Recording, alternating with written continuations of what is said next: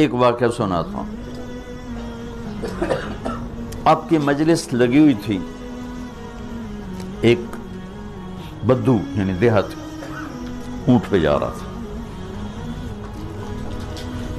گوہ کو کیا کہتے ہیں سندھی میں؟ گوہی کہتے ہیں. ہاں گوہی. عرب جاہلیت میں گو کھاتے تھے، تو اس نے ایک ماری ہوئی تھی اور اس کو لے جا رہا تھا. وہ کہنے لگا یہ کون ہے؟ تو لوگوں نے کہا یہ وہ ہیں جو کہتے ہیں میں نبی ہوں. تو اس نے اپنے اونٹ کو موڑا، گوہ کو رسی سے کھولا، مری ہوئی تھی، اور آپ کے سامنے ایسے پھینک دی. کہنے لگا یہ تجھے کہہ دے نا تو اللہ کا نبی ہے تو تجھے مان جاؤں گا.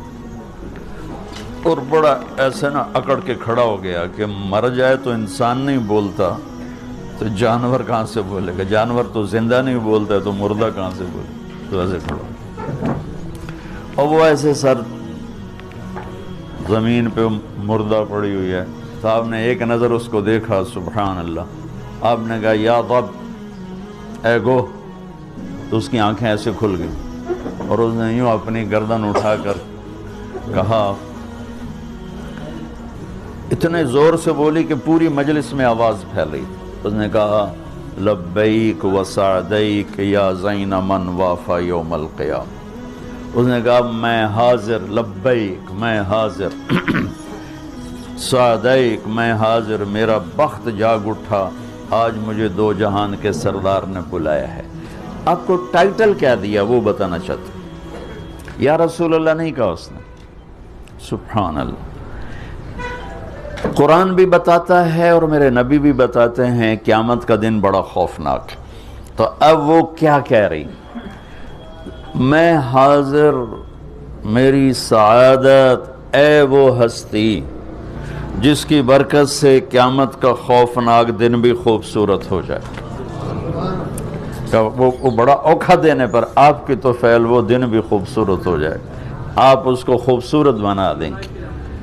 تو بدو نے ایسے آنکھیں ذرا جھپکا کے دیکھا، بھی ایک ہی ہو رہا ہے.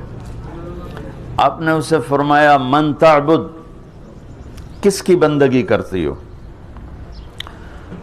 تو اس نے کہا من فی السماء عرشہ وفی الارض سلطانہ وفی البحر سبیلہ وفی الجنت رحمتہ وفی النار عقابہ.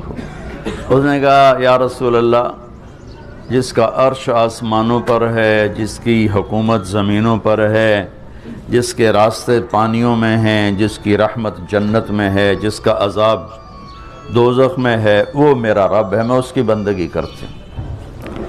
آپ نے فرمایا من انا، میں کون ہوں؟ غلط ہاں، میں کون ہوں؟ بدو نے کہا تھا نا یہ کہے گی تو مانوں گا. من انا، میرے بارے میں کیا کہتی ہو، میں کون ہوں؟ تو اس نے کہا انت رسول رب العالمین، آپ رب العالمین کے رسول ہیں.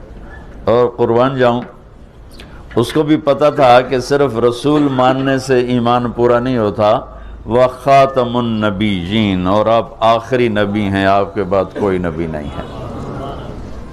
مہر لگائی ختم نبوت کی گوہ نے، وہ بھی مری ہوئی. پھر اس نے آگے فتویٰ دیا قد افلح من صدقک وقد خاب من کذبک.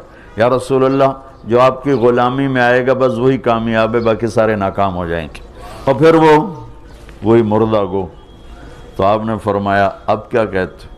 کہتا گو تیرا کلمہ پڑھ گئی، میں کہ میں نے پڑھا، مجھے پڑھا دے کل. میں نے آپ کو چھوٹی سی جھلک دکھائی ہے. 7 سمندر کو سیاہی بنا کے اپنے نبی کی تعریف لکھوں تو سمندر ختم ہو جائیں گے، میرے نبی کی تعریف ختم نہیں ہوگی.